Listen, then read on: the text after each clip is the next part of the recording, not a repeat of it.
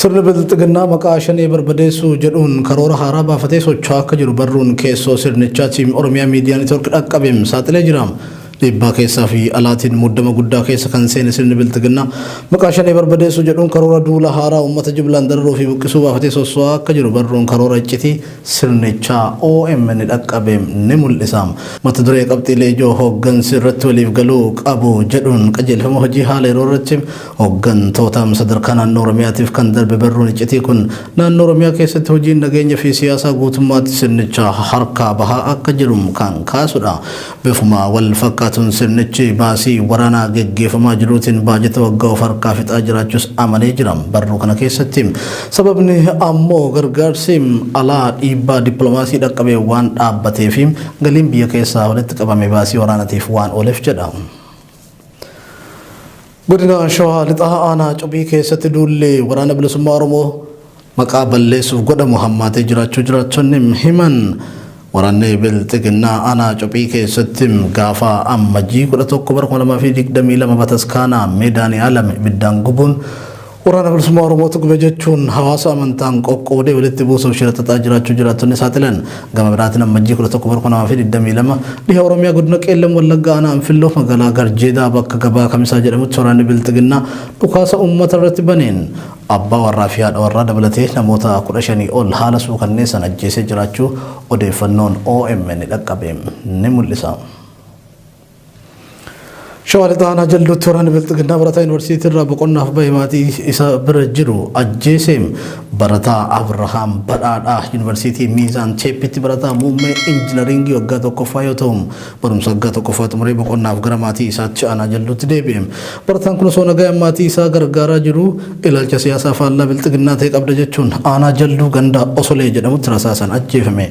Barataa Abrahaam Badhaadhaa kan ajjeefame yuunivarsiitii irraa galee torban tokko osoo hin guutin gaafa ammajjii 11 bara 2022 akka ta'e maddeen himanii jiru.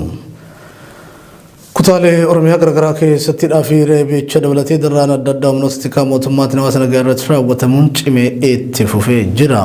Baha Oromiyaa magaalaa Awwadaay, Harar, Dirree Dhawaa, Asaboot, Arsii, Aanaa Sudee, magaalaa Darrabbaa fi aanotaa fi magaalota hafan biroo keessatti maqaa Abaa'oo Shanee jedhuun uummanni hidhaa fi rakkoo garagaraatiif saaxilamaa jiraachuu jiraattonni Oromiyaa Miidiyaa Neetwoorkitti himatu. Magaalaa Awwadaay keessatti poolisii Dilee fi Caasan Gandaa guyyaa hawaasa walgahii amanii shaneetu isin keessa jira baasaa jechuun doorsisu. Halkan ammoo dargaggoota daandirraa funaananii hidhaa kan jiran yoo ta'u akkasuma Aanaa Mi'eessoo magaalaa Asaboot keessatti qeerroowwan gammachuu hidhaa bahuu hidhamtoota dhageessifachuu ba'an hedduun hidhamuu maddeen ifoomsanii jiru. Biyyoota bara 2021 keessa gaaga'ama namoomaa olaanaa keessummeessan keessa Itiyoophiyaan takka ta'uu dhaabbanni mootummoota gamtoomanii ifoomse. Dhaabbata mootummoota gamtoomanitti waajjirri qindeessaa deeggarsa namoomaa Oochaan akka ibsetti biyyoota bara 2021 gaaga'ama namoomaa olaanaa keessummeessan keessa Yemen, Itiyoophiyaa, Demokiraatik Riippaabilik Koongoo, Afgaanistaan, Sudaanii fi Siiriyaadha jedhame. Bara 2021 keessa Itiyoophiyaa keessatti lammiilee miiliyoona 21.3 deeggarsa namoomaa fi eegumsa kan barbaadan yoo ta'u kanaaf ammoo rakkoon siyaasaa fi dhibdeen waraanaa bu'uura akka ta'etu ibsamaa ture. Lammiileen Oromoo biyya Sumaaliilaand magaalaa Hargeysaa keessa jiraatan rakkoo nageenya hamaaf saaxilamnee jirra jechuun komatan.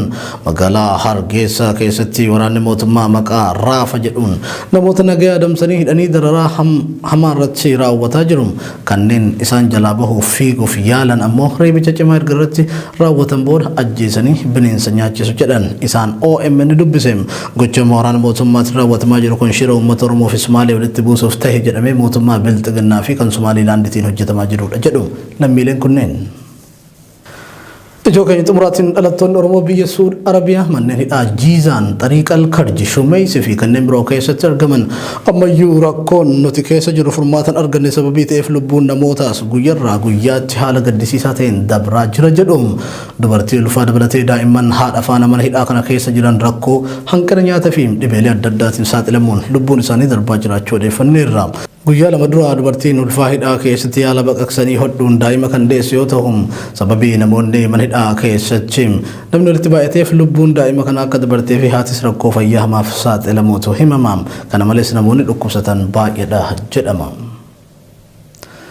Ijoon keenya kana fakkaata babal'een oduu keenya dilee keessa argattu fayyaa ta'a. Godhan keessayyuu hiikuu hooggantoota Oromoo irratti Joo Baayiden akka gaarii godhan dubbate kanaaf kanneen biraa isiniif ibsa. Akkuma beekamutti daawwattoota hordoftoota keenya namoonni hedduu Jawaariin arguudhaaf haala baay'ee miira keessa ta'e eegaa ture akkasumas guyyaa har'aa suuraa bareedaa karrayyicha fakkaatee keessayyuu dhiyeenya kanatti abbootii gadaa karrayyuu erga biltsiginnaan lafarraa dugugdee booda akka suuraan sun bakka bu'uu danda'u mul'atee fuulli miidiyaa hawaasaa kun Jawaarii fi Jawaariin qofaan guutamee akkasuma Baqqalaa dabalatee hayyoota Oromootiin dabalamee jira. Suuraa san irratti wanti nu hubanne guyyaa kaleessaa sababa ajjeefamuu aartist Haacaaluu Hundeessaatii wal qabateeti kan isaan hidhamanii achumaan yaadannoo isaatii fi yaadannoo abbaa seeraa Abdul Jabbaariin godhaniitiin mul'atanii suuraan sun waa hedduu ibsa. Suuraa qofa ka'uu osoo hin ta'in suuraa ibsuu qofa osoo hin ta'in mataan isaa suuraan sun ergaa qaba. Inni tokkoffaa Jawaar Karrayyuu fakkaatuun kaleessa Karrayyuun rakkoo akkamii mootummaa wajjin akka dabarsite. Har'a mootuu deebi'ee asumatti Jawaar Muhammadii fi Haacaaluu Hundeessaatii fi Abdul Jabbaar jechuudha. Rakkoo siyaasaa tokko malee rakkoo Oromoo ta'aniif qofa ajjeefamuu isaanii nu yaadachiisan jechuudha. Hayyoonni kun waan dhufuu fi waan darbullee sirriitti duuba deemanii yaaduu waan danda'aniif haa ulfaatan haa galatoomanii sabni Oromoo isaan argutti hedduu tokko gammadee jira.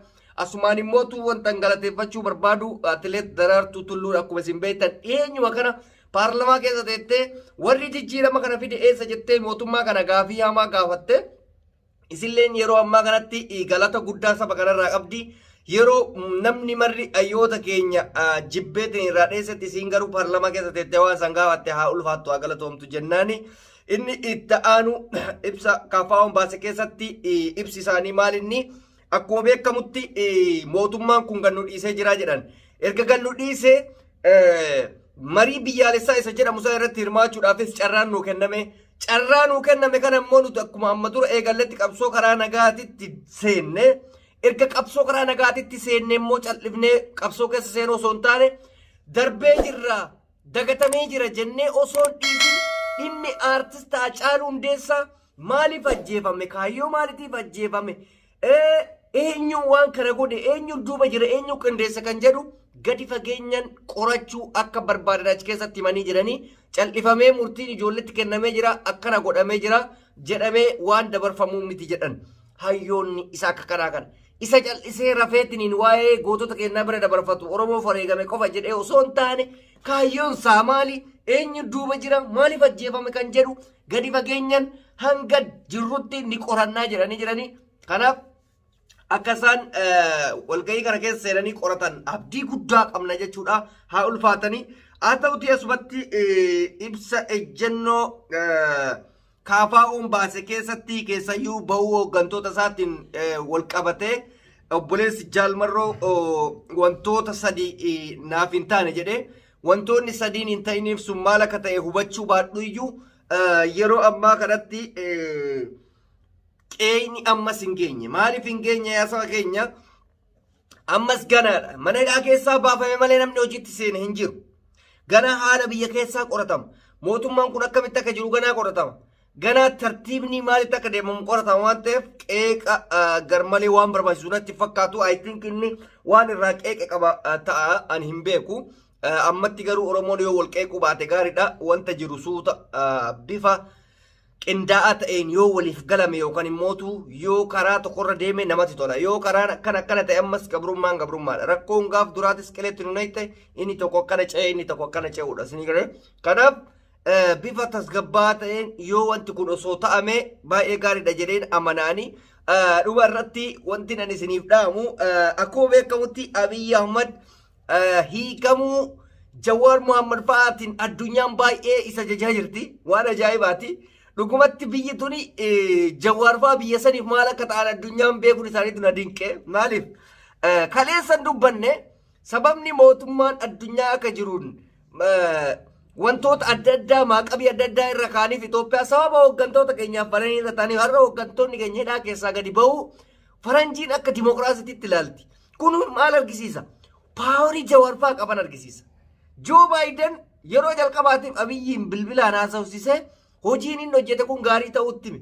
Hooggantoota siyaasaa gadi baasuunidhaa keessaa miinaa guddaa taphachuutti argisiise jechuudha. Innis tanuma takkatti fayyadame. Wanta of duubatti dhufu san waliin kan ilaallu ta'a. Garuu wanni ammatti inni hooggantoota san baasu carraa cimaatti fayyadamuusaa nutti mul'isee jechuudha. Keessattuu addunyaatti maaliif? Yoo dhuguma karaa nagaatiin qabsaa'ee namni kun nama bu'uu barbaadu salaam beeytanii nama nagaa hin bu'u osoo hin ta'in hin jedhamu. Haa ta'uuti Oromoon akka barbaadametti akka makiinatitti akka karaatitti afatanii irra hin deeman. Argite wanti hundi tartiiba godhattee deemti silaa. Silaa irra hooggantoonni keenya mana hidhaa jiraachuu baatanii ilmaan Oromoo akkasitti kaleessa deemanii Tigraayitti hin dhuman. Argite waraana raayyaa ittisa biyyaatti jedhanii dachii kana irraa hin dhuman. Mallayni saamicha hangas ga'u sun hin deemamuu jechuudha. Maaliif sababa isaan achi jedhaniif gaabbi ta'an yoo mootummaa aangoo sanillee gadhiisuu baatan. Isinii galee siyaasni waan salphatti ilaalamuu miti jechuudha. Kanaaf haalli jiru kana fakkaata. Mee waa'ee ibsa ejjennoo KFO dabalatee waa'ee hayyoota Jawaarfaa maal akka jedhan OMN waan qindeesse qaba. Viidiyoo kana dhageeffannee wantoota Jawaarfaa jedhanii fi wanta isaan qindeeffatan kana hordofnee haalli biyya keessa jiruu fi haalli Jawaarfaa keessa jiran maal akka ta'e haa waliin dhageenyu isiniin jedha. Mee viidiyoo OMN qindeeffate waa'ee Jawaarfaa kanarratti na hordofa anaan turtii na waliin gootaniif galatooma. Miseensotaa fi hooggantoonni KFO hidharraa hiikaman ibsa baasaniin haalota dabranii fi egeree ilaalchisee yaadgume yookaan isteetimentii ibsatan keessatti akka dhuunfattis ta'e akka dhaabaatti qabsoo karaa nagaa geggeessaa turre itti fufuudhaan mirga uummata Oromootii fi kan sabaa fi sablammoota biyya kanaa dhugoomsuuf akka hojjennu irra deebinee isiniif mirkaneessuu barbaanna jedhanii jiru. Baatii 18 booda ammajjii torbar 2022 hidharraa bahuu kan mirkaneessan hidhamtoonni siyaasaa ajjecha aartistii keenya qaalii Hacaaluu Hundeessatti aansee hidhaan nurratti raawwatame guutumaan guututti bu'uura siyaasarraa kan madde jedhan gaagama siyaasaa biyyattii keessatti uumamee fi balaa hamaa baatiiwwan 13 dabran keessa mudate of duuba deebi'anii sirreessuuf yeroon isaa baay'ee barfatuun isaa waan wal nama gaafachiisuun qabu kan jedhu yaadgumeen hidhamtoota siyaasaa hiikaman kana haa ta'u malee hammamuu dhiphatus badiin biraa akka hin uumamne hambisu nagayaaf tasgabbii deebisanii dhugoomsu hawaasaaf uummattoota walitti araarsuu fi biyyattii deebisanii ijaaruudhaaf carraan ni jira jennee amanna jedhan. Oduu keenyatti aanu jecha abbootii gadaa karrayyuutu gadaamichillee hordofuun gooliin hawaasa karrayyuu irratti raawwatamaa jiru daran hammaachaa jiraachuun himame.